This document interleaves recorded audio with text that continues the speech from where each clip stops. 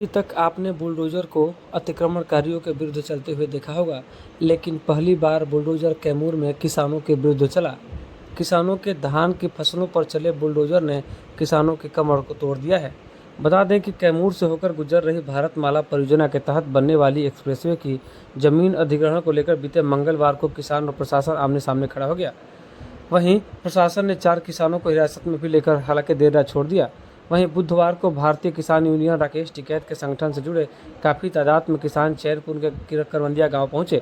हालांकि काफ़ी तादाद में पुलिस बल भी तैनात किया गया है।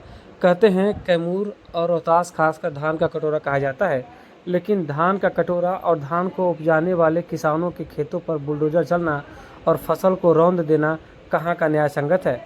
ऐसे में इस मामले को लेकर कई किसान संगठन भी सामने आए हुए हैं।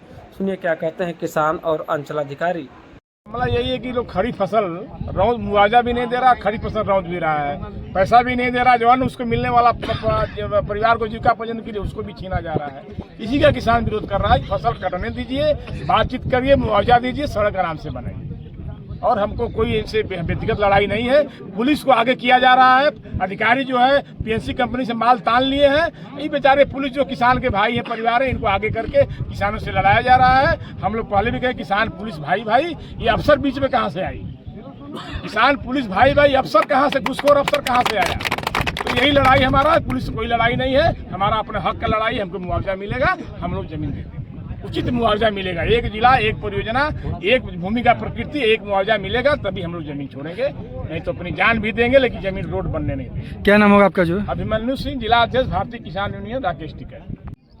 किसानों को मुआवजा दिया जा रहा है। किसान अपना पेपर जमा नहीं कर रहे हैं, मुआवजा लेने पर तैयार नहीं है। इन लोगों को कहना है कि जो अधिसूचित क्षेत्र है, नगर निगम नगर पालिका में जो रेट मिल रहा है उस रेट से दिया जाए, जबकि MVR का 4 गुना इनको पैसा दिया जा रहा है, उसको भी डबल कर दिया जाए। उसके बावजूद भी इन लोगों द्वारा मुआवजा लेने से इनकार किया जा रहा है। चूँकि भारतमाला परियोजना के अंतर्गत अर्जित भूमि का 3D का प्रकाशन हो गया है। अर्जित भूमि में 3D प्रकाशन होने के बाद भूमि सरकार में वेस्ट कर देती है।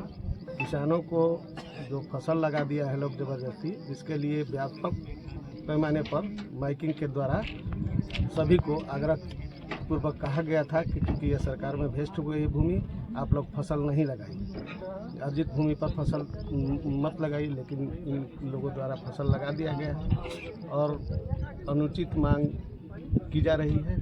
अधोसूचित क्षेत्र का अलग MVR होता है और रूरल क्षेत्र का अलग MVR, उसमें भी कैटेगरी वाइज होता है।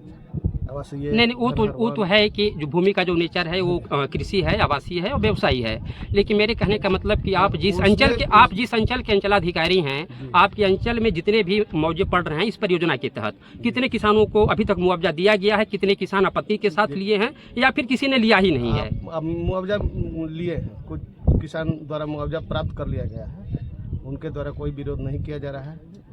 अब एग्जैक्ट हमको संख्या मालूम नहीं है, क्योंकि हम कल ही प्रभार में आए हुए हैं, नया इस अंचल में आए हैं। तो मुआवजा लिया गया है किसानों द्वारा, लेकिन बहुत सारे किसान लोगों द्वारा पेपर भी नहीं जमा किया जा रहा है जिससे मुआवजा भुगतान किया जाए, क्योंकि मुआवजा भुगतान एक लंबी प्रक्रिया है, उसके तहत चलता है।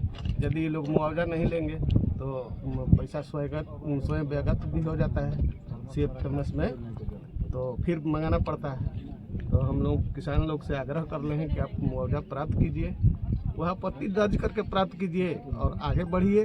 आपको मिल जाता है तो हम लोगों को कोई दिक्कत नहीं है, लेकिन सरकारी कार्य में बाधा उत्पन्न मत कीजिए, क्योंकि हमारे जिले, हमारे राज्य के लिए महत्वाकांक्षी परियोजना है भारतमाला परियोजना।